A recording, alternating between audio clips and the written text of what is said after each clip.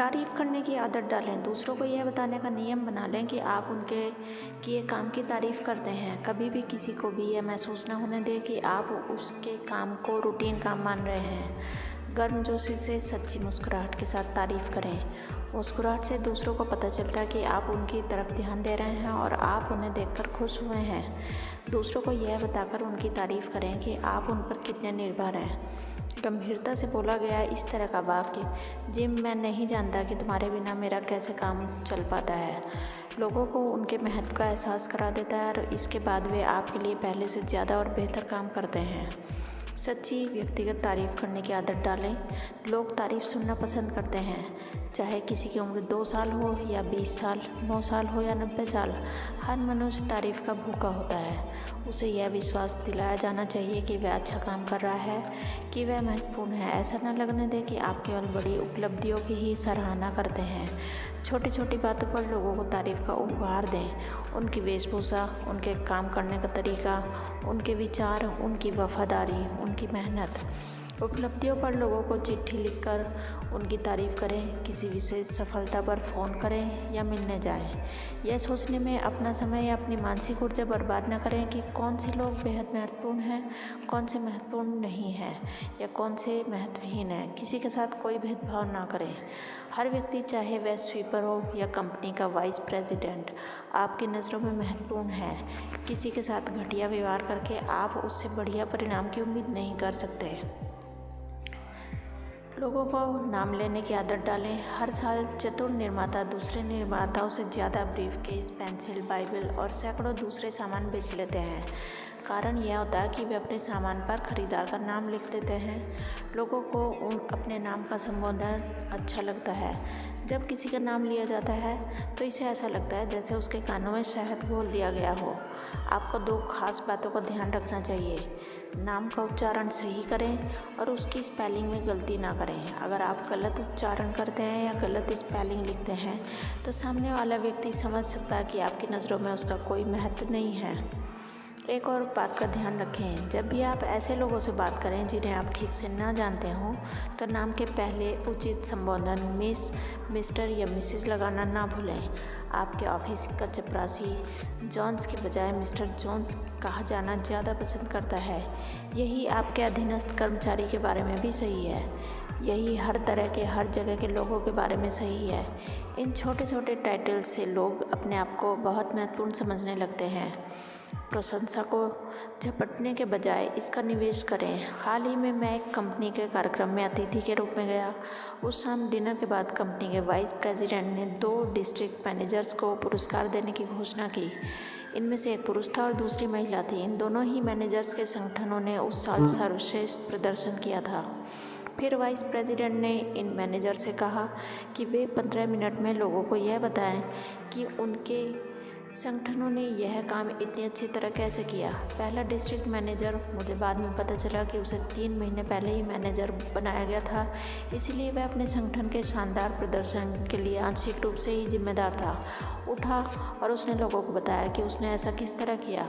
उसने यह जताया जैसे उसके प्रयासों से और केवल उसके प्रयासों से ही संगठन की बिक्री इतनी बढ़ी है। उसके भाषण में बार बार इस तरह के वाक्य आ रहे थे। जब मैंने काम संभाला तो मैंने यह किया, मैंने वह किया। जब मैं आया तो हर चीज़ गड़बड़ थी, परंतु मैंने सब कुछ ठीक ठाक कर दिया। यह आसान नहीं था, परंतु मैंने परिस्थिति का अध्ययन किया और मैंने निश्चय किया कि चाहे जो हो मैं सफल होकर दिखाऊंगा। उसके बोलते समय उसके संगठन के सेल्समैनों के चेहरे पर निराशा साफ दिख रही थी। डिस्ट्रिक्ट मैनेजर सफलता का सारा श्रेय खुद ही लिए जा रहा था और उन्हें नज़रअंदाज कर रहा था। रिकॉर्ड सेल्स में सेल्समैनों की कड़ी मेहनत का योगदान है, इस बात को मैनेजर ने नहीं बताया था। इसके बाद दूसरा डिस्ट्रिक्ट मैनेजर ने अपनी बात कही, परंतु इस महिला की शैली बिल्कुल अलग थी। पहले तो उसने बताया कि उसके संगठन को जो सफलता मिली है वह उसकी टीम के जी जान से किए गए प्रयासों का परिणाम है।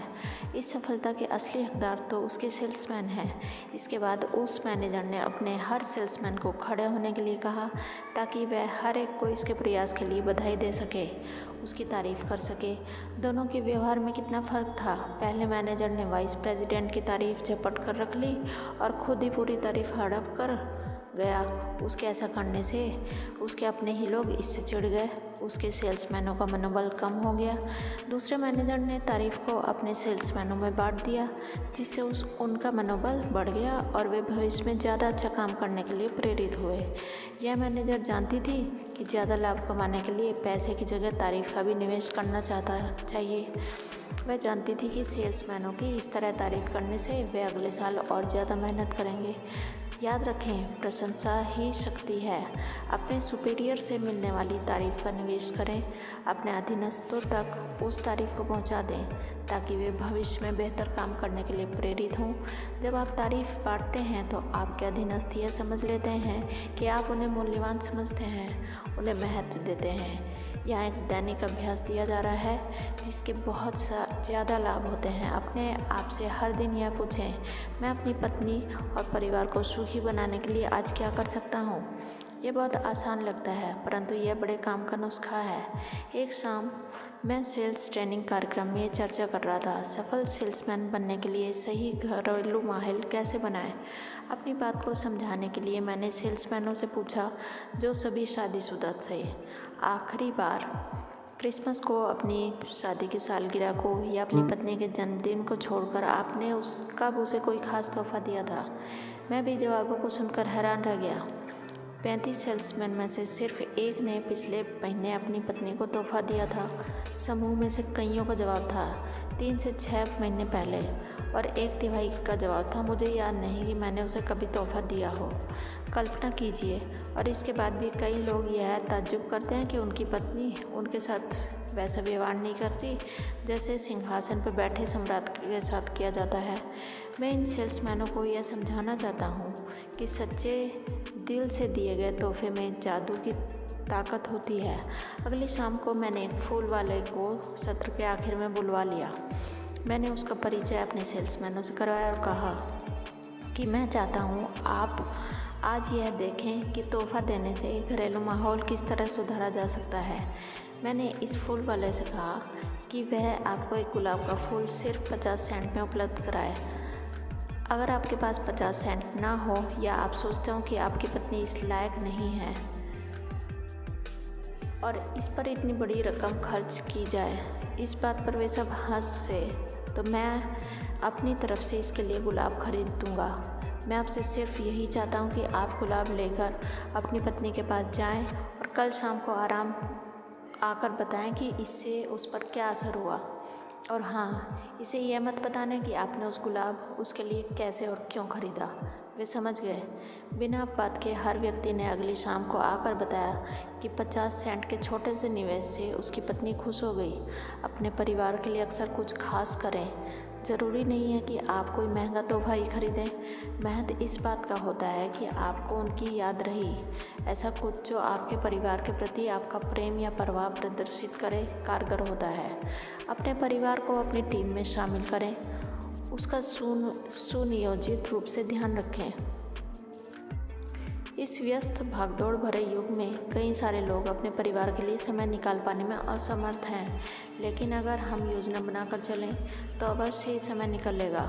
एक वाइस प्रेसिडेंट ने मुझे अपना तरीका बताया जो उसके हिसाब से बहुत कारगर था।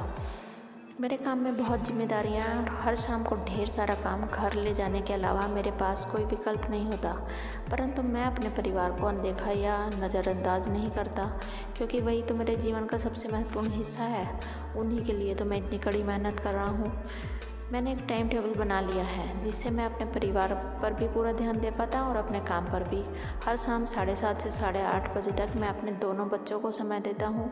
मैं उनके साथ खेलता हूँ, उन्हें कहानियाँ सुनाता हूँ, उनके साथ तस्वीरें बनाता हूँ, उनके सवालों का जवाब देता हूँ, यानी जो वे चाहते हैं वही करता हूँ।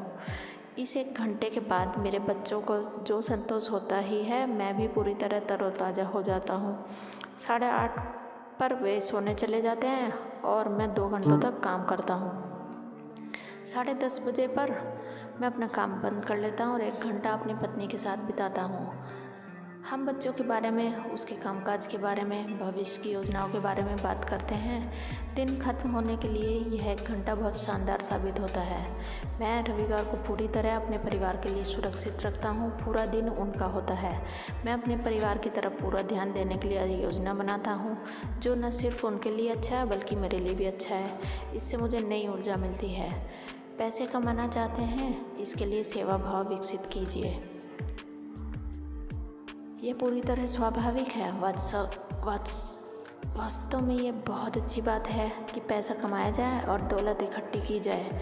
पैसा ही वह ताकत है जो आपके परिवार को शक्ति देती है और मनचाही जीवन शैली देती है। पैसा ही वह ताकत है जिसकी मदद से आप बदकिस्मत लोगों की मदद कर सकते हैं। पैसा उन साधनों में से है जिनके सहारे आप जीवन को पूरी तरह से जी सकते हैं।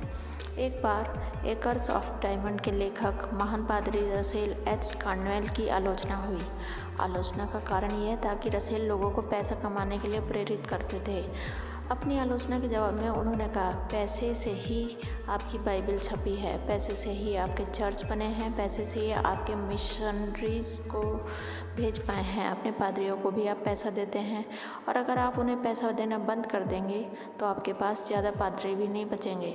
वह व्यक्ति जो कहता है कि वह गरीब रहना चाहता है, वह या तो अपराध बोध से ग्रस्त है या फिर अपने आप को योग्य समझता है। वह उस बच्चे की तरह है जिसे लगता है कि वह स्कूल में कभी फर्स्ट डिवीज़न नहीं ला पाएगा या कभी फुटबॉल टीम में शामिल नहीं हो पाएगा। इसलिए वह यह जताता है कि वह फर्स्ट डिवीज़न नहीं लाना चाहता या फुटबॉल नहीं खेलना चाहता है। पैसा कमाना एक बढ़िया लक्ष्य है। यह हैरानी की बात है कि ज़्यादातर लोग पैसा कमाते समय सीधी शैली के बजाय उल्टी शैली का प्रयोग क्यों करते हैं। हर कहीं आप देखते हैं कि लोगों का रवैया पहले पैसा होता है, परंतु इन्हीं लोगों के पास सबसे कम पैसा होता है। क्यों? सिर्फ इसलिए क्योंकि जिन लोगों का रवैया पहले पैसा होता है वे पैसे के बारे में दीवाने हो जाते हैं। वे ये भूल जाते हैं कि पैसे की फसल तब तक नहीं काटी जा सकती जब तक कि आप पैसे के बीज को ना बोएं, और पैसे का बीज है सेवा। इसीलिए पहले सेवा वाला रवैये से ही दौलत आती है। पहले सेवा कीजिए और पैसा अपने आप आपके पास आ जाएगा। एक दिन मैं यात्रा के दौरान सिनसिनाटी से गुजर रहा था। मुझे पेट्रोल भरवाना था। मैं एक साधारण से परंतु बेहद व्यस्त सर्विस स्टेशन पर रुका। रोजमर्रा की परिस्थितियों पर आते हैं तो 4 मिनट बाद ही मैं जान गया कि यह सर्विस स्टेशन इतना लोकप्रिय क्यों था। ध्यान से देखें। मेरी कार में पेट्रोल भरने के बाद, गाड़ी के बिना कहे हवा चेक करने के बाद और बाहर का शीशा साफ करने के बाद अटेंडेंट मेरे पास आया और कहा, सर आज काफ़ी धूल भरा दिन था, क्या मैं आपकी विंडशील्ड के अंदर की तरफ वाला कांच भी साफ कर दूं? जल्दी और बड़े अच्छे तरीके से उसने अंदर की सफाई कर दी। किसी और सर्विस स्टेशन में इस तरह ध्यान ही नहीं दिया जाता था। इन छोटी सी विशेष सेवा के कारण न सिर्फ मुझे रात में बेहतर दिखने लगा, इससे बहुत फर्क पड़ा था, बल्कि मुझे ये स्टेशन याद रहा। इत्तेफाक से मैं अगले 3 महीनों में 8 बार सिनसिनाटी से गुजरा। हर बार मैं इसी स्टेशन पर रुका और हर बार मुझे जितनी सर्विस की उम्मीद थी उससे ज़्यादा सर्विस मिली। यह भी रोचक था कि हर बार जब भी मैं वहाँ से पहुँचा, एक बार तो सुबह के 4 बज रहे थे, मुझे वहाँ बहुत सारी कारें खड़ी हुई मिली। कुल मिलाकर मैंने इस स्टेशन से लगभग 100 गैलन पेट्रोल खरीदा होगा। जब मैं पहली बार वहाँ आया था तो अटेंडेंट यह सोच सकता था, यह व्यक्ति बाहर का है, शायद यह दोबारा यहाँ नहीं आएगा। उसकी तरफ विशेष ध्यान देने से क्या फ़ायदा, वह तो सिर्फ एक बार का ग्राहक है। परंतु इस सर्विस स्टेशन के अटेंडेंट ने इस तरह नहीं सोचा। वहाँ पहले सेवा की जाती थी और यही कारण था कि उन्हें पेट्रोल भरने से फुर्सत ही नहीं मिलती थी, जबकि उनके आसपास के पेट्रोल पंप वीरान से पड़े रहते थे। अगर पेट्रोल की क्वालिटी में कोई फ़र्क होता तो सच कहूँ मैंने उस तरफ ध्यान नहीं दिया और कीमत भी वाजिब थी।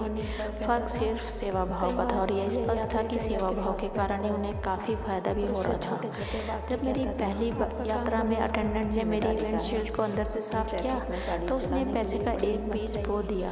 आपकी बस सेवा को महत्व दो और पैसा अपने आप आपके पास आ जाएगा। हमेशा पहले सेवा वाले रवैये से हर स्थिति में लाभ होता है। मेरी शुरुआती नौकरी में मैं एक युवक के साथ काम करता था जिसे मैं HH का नाम देना चाहूँगा, एफएच आपकी पहचान के बहुत से लोगों की तरह होगा। वह इस बात की चिंता किया करता था कि उसके पास पैसा कम था, जबकि उसे पैसे की बहुत ज़रूरत थी। वह हमेशा पैसे की कमी के बारे में ही सोचता रहता था और ज़्यादा पैसा कमाने के तरीकों के बारे में कभी विचार नहीं करता था। हर सप्ताह एफएच ऑफिस के समय में अपनी व्यक्तिगत बजट समस्याओं पर काम किया करता था। चर्चा का उसका फेवरेट टॉपिक था, मुझे यहाँ पर सबसे कम तनख्वाह मिलती है, मैं आपको बता दूँगी ऐसा क्यों होता है। एफएच का रवैया था, यह कंपनी इतनी बड़ी है, यह करोड़ों कमा रही है, इतने सारे लोगों को इतनी मोटी मोटी तनख्वाह दे रही है, इसलिए मुझे भी ज़्यादा तनख्वाह खरी चाहिए। आपके कर्मचारी आपके लिए जब तनख्वाह बढ़ाने की बारी आती तो एफएच को अनदेखा कर दिया जाता। जब ऐसा कई बार हो चुका तो एक दिन उसने फैसला किया कि वह ज़्यादा तनख्वाह की मांग करेगा। 30 मिनट बाद एफएच गुस्से में वापस लौटा। उसके चेहरे पर साफ लिखा हुआ था कि अगले महीने उसे उतनी ही तनख्वाह मिलने वाली है जितने की इस महीने मिली थी। बड़ा सोचता है, इसलिए वह उनसे तत्काल एफएच ने अपनी भड़ास निकालना शुरू कर दिया। हे भगवान, मेरे तो तन बदन में आग लग गई। जब मैंने तनख्वाह बढ़ाने की बात की तो जानते हो बुढ़े ने क्या कहा? उसने यह पूछने की जरूरत ही नहीं समझी, आपको ऐसा क्यों लगता है कि आपकी तनख्वाह बढ़ानी चाहिए? मैंने उसके सामने बहुत से कारण गिना दिए। एफएच ने कहा, मैंने उसे बताया कि कई बार मुझसे जूनियर लोगों को प्रमोशन दिया गया है। मैंने उसे बताया कि मेरा खर्च दिनों दिन बढ़ता जा रहा है और मेरी तनख्वाह वहीं पर अटकी हुई है। और मैंने उसे बताया कि ऑफिस में मुझसे जो काम कहा जाता है मैं वह काम कर देता हूँ और इसके बाद मेरी तनख्वाह क्यों नहीं बढ़नी चाहिए। मुझे ज़्यादा तनख्वाह की ज़रूरत थी, परंतु मुझे ज़्यादा पैसे देने के बजाय आप उन लोगों की तनख्वाह बढ़ा रहे हैं जिन्हें इसकी ज़्यादा ज़रूरत नहीं है। और जानते हो इसके बाद उसने मेरे साथ कैसा व्यवहार किया? एफएच ने आगे कहा, उसने ऐसा व्यवहार किया जैसे मैं भीख मांग रहा हूँ। उसने कहा, जब तुम्हारा रिकॉर्ड बताएगा कि तुम ज़्यादा तनख्वाह के योग्य हो तो तुम्हें अपने आप ही ज़्यादा तनख्वाह मिलने लगेगी। अवश्य ही मैं बेहतर काम कर सकता हूँ अगर वे मुझे इसके लिए ज़्यादा पैसे दें, लेकिन एक बेवकूफ़ ही वह करेगा जिसका आकर्षक लग रहे हैं, इसे पैसा नहीं मिलता। और उसने कहा, थैंक यू सर। एफएच इस प्रजाति का एक उदाहरण है जो यह नहीं देख पाता कि पैसे कैसे कमाया जाता है। उसकी आखिरी टिप्पणी में उसकी गलती का सारांश था। एफएच जानता था कि पहले कंपनी उसकी तनख्वाह बढ़ाए फिर उसे बेहतर काम करेगा, परंतु सिस्टम इस तरह काम नहीं करता। बेहतर प्रदर्शन के वादे पर ही आपकी तनख्वाह नहीं बढ़ जाती। इसके लिए आपको बेहतर प्रदर्शन करके दिखाना होगा। आप जब तक पैसे की फसल नहीं काट सकते जब तक आपने पैसे के बीज को नहीं बोया हो। और पैसे का बीज है सेवा। सेवा को पहले नंबर पर रखें और मेवा यानी कि पैसा अपने आप आपके पास आएगा। मैंने इसे सोचें कि कौन सा निर्माता फिल्मों से ज़्यादा पैसे कमाता है। फटाफट अमीर बनने वाला निर्माता एक फिल्म बनाता है, वह पैसे को मनोरंजन सेवा से ज़्यादा महत्व देता है। वह खराब स्क्रिप्ट खरीदता है और घटिया लेखकों से इसकी पटकथा दिखवाता है। अभिनेताओं सेट बनाने रिकॉर्डिंग में भी वह पैसे को पहले नंबर पर रखता है। यह निर्माता सोचता है कि फिल्म देखने वाले जनता मूर्ख होती है और वह अच्छे बुरे के फर्क को नहीं समझ पाएगी, परंतु फटाफट अमीर बनने वाला निर्माता शायद ही कभी जल्दी अमीर बन पाएगा। जनता कभी इतनी मूर्ख नहीं होती कि घटिया माल को खरीदे, और वह भी ऊंचे दामों पर। जिस निर्माता को फिल्मों से सबसे ज़्यादा मुनाफा होता है वह मनोरंजन को पैसे के ऊपर रखता है। अपने दर्शकों को मूर्ख बनाने के बजाय वह उन्हें ज़्यादा से ज़्यादा मनोरंजन देने की कोशिश करता है। परिणाम यह होता है कि लोग उसकी फिल्म को पसंद करते हैं, उसकी तारीफ होती है, अखबारों में उसके बढ़िया रिव्यूज़ छपते हैं और बॉक्स ऑफिस पर खूब कमाई होती है। एक बार फिर सारा ध्यान रखें, पहले सेवा करें और पैसा अपने आप आपके पास आ जाएगा। वह वेटर जो अपने ग्राहक को सबसे अच्छी सर्विस देने की कोशिश करता है, उसे टिप के बारे में चिंता करने की कोई ज़रूरत नहीं है। टिप उसे ज़रूर मिलेगी और अच्छी मिलेगी, परंतु उसी का साथी वेटर जो कॉफ़ी के खाली कप को अनदेखा कर देता है, उसे अपने आप क्यों भरूं।